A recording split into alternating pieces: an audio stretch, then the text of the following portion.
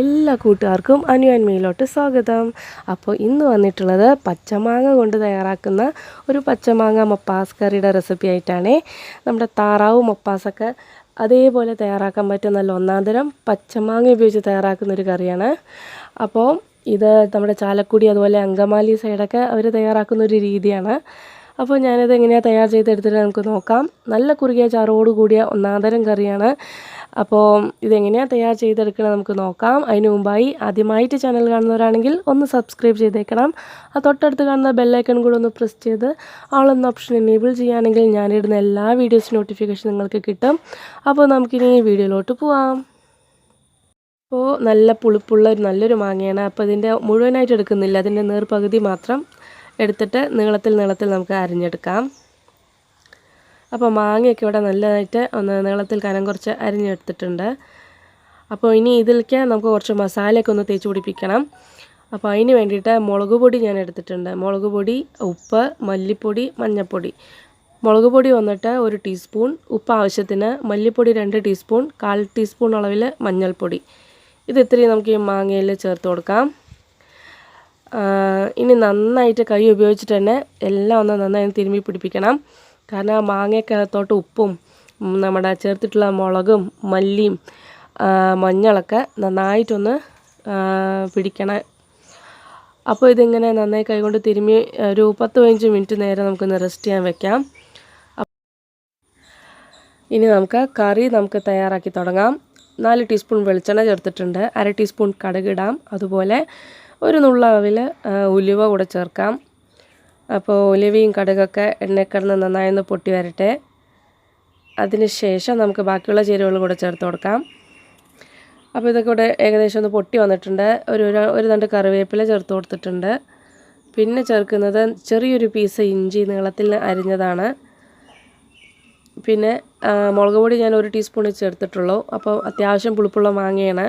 അപ്പോൾ നമുക്കതിന് നമ്മുടെ ടേസ്റ്റ് അനുസരിച്ച് നമുക്ക് എരിവ് ചേർത്ത് കൊടുക്കാവുന്നതാണ്. അപ്പോൾ പച്ചമുളക് ഒരു 6 ചേർത്തിട്ടുണ്ട്. നിങ്ങൾക്ക് എത്രയാണോ എരിവ് ഇഷ്ടം അതിനനുസരിച്ച് കൂട്ടിയോ കുറച്ചോ ചേർക്കാവുന്നതാണ്. പിന്നെ വേണ്ടത് ചെറിയൊരു കുടം വെളുത്തുള്ളി. അതിങ്ങനെ ചെറിയ അല്ലികളാണ്. അപ്പോൾ അതുകൂടെ നമുക്ക് ഇട്ട് കൊടുക്കാം. ഇനി ആ ഒരു എണ്ണയിൽ കിടന്നിട്ട് നമ്മുടെ വെളുത്തുള്ളിയും ഇഞ്ചിയൊക്കെ പച്ചമുളകൊക്കെ ഒന്ന് മൂത്ത് വരട്ടെ. തുറന്ന് വെച്ച് ഒരു 10-15 മിനിറ്റ് നേരം ഇളക്കുമ്പോഴത്തേനും നമ്മുടെ ഉള്ളിയൊക്കെ ഒന്ന് വാടി ചെറുതായിട്ടൊക്കെ ഒന്ന് മൂത്ത് വരും. ഈ ഒരു സമയം 2 സവാള നീളത്തിൽ അരിഞ്ഞതുണ്ട്. അതിനോടൊപ്പം തന്നെ ഒരു 10-20 കൊച്ചുള്ളി നീളത്തിൽ അരിഞ്ഞത് കൂടെ ചേർത്ത് കൊടുക്കുന്നുണ്ട്. ചെറുള്ളി നിർബന്ധമൊന്നുമില്ല, ഓപ്ഷണലാണ്. പക്ഷേ എനിക്ക് ചെറുള്ളി ഇടുമ്പോൾ അതൊരു പ്രത്യേക ടേസ്റ്റാണ്, അതുകൊണ്ട് ഞാൻ ചേർത്തു എന്ന് തന്നെയുള്ളൂ. ഉള്ളി പെട്ടെന്നൊന്ന് വഴണ്ടി കിട്ടുന്നതിന് വേണ്ടിയിട്ട് സ്വല്പം ഉപ്പ് കൂടെ ഈ ഒരു സമയം ചേർത്ത് കൊടുക്കുന്നുണ്ട്. അപ്പോൾ നമ്മുടെ ഉള്ളിയൊക്കെ എണ്ണയിൽ കിടന്ന് പെട്ടെന്നൊന്ന് വാടിക്കിട്ടും. ഇഞ്ചിയും പച്ചമുളകും വെളുത്തുള്ളി ഉള്ളിയൊക്കെ നന്നായി ഒന്ന് വാടി തുടങ്ങുമ്പോൾ തന്നെ ഒരു പ്രത്യേക മണമാണ്. അപ്പോൾ എന്തായാലും ഇത് ബ്രൗൺ കളറിലൊന്നും ആവട്ടെ. അതിനുശേഷം മാറ്റി വെച്ചിട്ടുള്ള നമ്മുടെ മാങ്ങ കൂടെ നമുക്ക് ചേർത്തിളക്കാം. അധികം ഒന്നും സമയം എടുക്കത്തില്ല, പെട്ടെന്ന് തന്നെ ഇതാവും. തുറന്ന് വെച്ചിട്ട് ഒരു 10 മിനിറ്റ് നേരം ഇതുപോലെ ഒന്ന് വഴറ്റി കൊടുക്കാം. മാങ്ങ ഉപയോഗിച്ച് തന്നെ ഒരുപാട് റെസിപ്പികൾ നമ്മൾ തേങ്ങ ചേർത്തും ഇല്ലാതെയൊക്കെ ഉണ്ടാക്കുന്നുണ്ട്. അപ്പോൾ തേങ്ങാപ്പാലിലാണ് ഇത് തയ്യാറാക്കി എടുക്കുന്നത്. ഇതുവരെ ഇത് ഇങ്ങനെ കറി തയ്യാറാക്കിയിട്ടില്ലെങ്കിൽ ഒന്ന് തയ്യാറാക്കി നോക്കണം. അപ്പോൾ നമ്മുടെ ഉള്ളിയൊക്കെ ഇവിടെ വാടി വന്നിട്ടുണ്ട്. ഈ ഒരു സമയം നമ്മൾ മല്ലിയും മുളകും മഞ്ഞളും ഉപ്പൊക്കെ ചേർത്ത് തിരുമ്മി വെച്ചിട്ടുള്ള നമ്മുടെ മാങ്ങ അതുകൂടെ നമുക്കിതിനകത്തോട്ട് ചേർത്ത് കൊടുക്കാം. ഇനി നമ്മൾ ചേർത്തിട്ടുള്ള ആ ഒരു പൊടികളുടെ റോസ്മെല്ലൊക്കെ ഒന്ന് മാറാനുണ്ട്. അപ്പോൾ ഒരു 10 മിനിറ്റ് നേരം എണ്ണയിൽ കിടന്ന് നന്നായിട്ടൊന്ന് വഴറ്റി കൊടുക്കുക. അപ്പോൾ നമ്മൾ ചേർത്തിട്ടുള്ള പൊടികളുടെ റോസ്മെല്ലൊക്കെ ഒന്ന് മാറി നമ്മുടെ മാങ്ങയൊക്കെ ഒന്ന് ചെറുതായിട്ടൊക്കെ ഒന്ന് മൂത്ത് വരും. അപ്പോൾ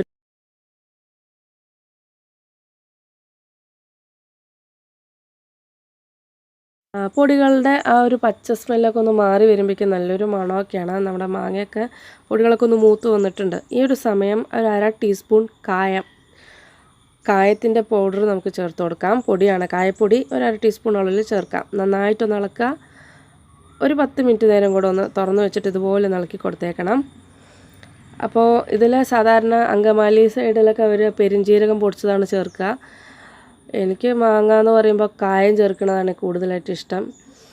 എനിക്ക് ആ ഒരു ടേസ്റ്റ് വല്ലാണ്ട് ഇഷ്ടപ്പെട്ടതുകൊണ്ടാണ് ഞാൻ കായം ചേർത്തിട്ടുള്ളത്. നിങ്ങൾക്ക് പെരിഞ്ചീരകം പൊടിച്ചാണെങ്കിൽ അതും ചേർത്ത് കൊടുക്കാവേ. ഇനി നമ്മുടെ ഈ മാങ്ങയൊന്ന് നന്നായിട്ടൊന്ന് വേവിക്കണം.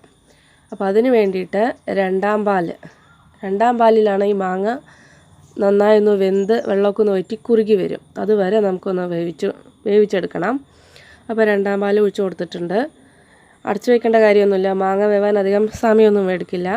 അപ്പോൾ തുറന്ന് വെച്ചിട്ട് തന്നെ നന്നായി ഒന്ന് വേവിച്ചെടുക്കുക. ഇത് പെട്ടെന്ന് തന്നെ ഒന്ന് തിളച്ച് വരുമ്പോഴത്തേന് നന്നായി ഒന്ന് വെന്ത് കുറുകി വരും. അതിന് ശേഷം നമുക്ക് ബാക്കി ചേരുവകൾ കൂടെ ചേർത്ത് കൊടുക്കാം.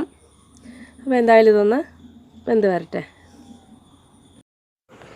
ഇപ്പോൾ അതാ രണ്ടാം പാലിൽ കിടന്ന് നന്നായി വെള്ളമൊക്കെ ഒന്ന് വറ്റി ചെറുതായിട്ടൊക്കെ ഒന്ന് കുറുകി വന്നിട്ടുണ്ട്. ഇനി നമുക്കിതിനകത്തോട്ട് ഒന്നാം പാൽ ചേർക്കണം. അപ്പോൾ അതിന് മുമ്പായിട്ട് സ്വല്പം പഞ്ചസാരയാണ് ചേർത്ത് കൊടുക്കുന്നത്. അത് ഈ കറിയുടെ രുചി ഒന്നുകൂടെ ഒന്ന് കൂട്ടും. നമ്മൾ ചേർത്തിട്ടുള്ള മാങ്ങയുടെ പുളിപ്പും എരിവും ഉപ്പൊക്കെ ഒന്ന് ബാലൻസ് ചെയ്യാനായിട്ട് ഈ ഒരു പഞ്ചസാര അധികമൊന്നും ചേർക്കണമെന്നില്ല, വളരെ കുറച്ച് മാത്രം പഞ്ചസാര ചേർത്ത് കൊടുക്കുക. ഇനി ഞാൻ ഇതിനകത്തോട്ട് ഒന്നാം പാലാണ് ചേർത്ത് കൊടുക്കുന്നത്. ഇപ്പോൾ തന്നെ കറിയൊക്കെ നന്നായി ഒന്ന് കുറുകി വന്നിട്ടുണ്ട്. ഇത് ഇരിക്കെ കുറുകും. ഇനി ഇതിനകത്തോട്ട് ഒന്നാം പാൽ ചേർക്കുകയാണ്. ഇപ്പം തന്നെ അത് നന്നായി ഒന്ന് തിളച്ച് വന്നിട്ടുണ്ട്. ഒന്നാം പാൽ ചേർത്ത് ഒന്ന് ഇളക്കിയ ശേഷം ചെറുതായിട്ടൊക്കെ ഒന്ന് തിള വന്നു എന്ന് കാണുമ്പം നമുക്ക് സ്റ്റവ് ഓഫ് ചെയ്ത് കൊടുക്കാം. ഇനി ഇതിനകത്തോട്ട് പ്രത്യേകിച്ച് കടുവറുക്കലോ കാര്യങ്ങളോ യാതൊന്നുമില്ല. നമ്മുടെ കറി ഇവിടെ റെഡിയായി വന്നിട്ടുണ്ട്. ചെറുതായിട്ടൊക്കെ ഒന്ന് തിള വന്നാൽ മാത്രം മതിയാവും. അപ്പോൾ മാങ്ങ ഉപയോഗിച്ചിട്ട് ഒരുപാട് കറികളും ഒക്കെ നമ്മൾ തയ്യാറാക്കിയിട്ടുണ്ടാവും. നിങ്ങളിതുപോലെ തേങ്ങാപ്പാലിൽ ഉണ്ടാക്കി നോക്കിയിട്ടില്ല എന്നുണ്ടെങ്കിൽ ഒന്ന് ഇതുപോലെ തയ്യാറാക്കി നോക്കുക.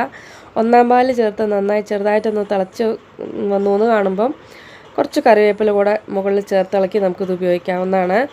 ഇത് കാണുന്നതിനെക്കാട്ടിലും കുറച്ച് കൂടെ ഒന്ന് കുറുകി വരും. അപ്പോൾ നല്ല ടേസ്റ്റാണ്. ചോറിനൊക്കെ കഴിക്കാൻ പറ്റിയ നല്ല ഒന്നാം തരം നാടൻ കറിയാണ്.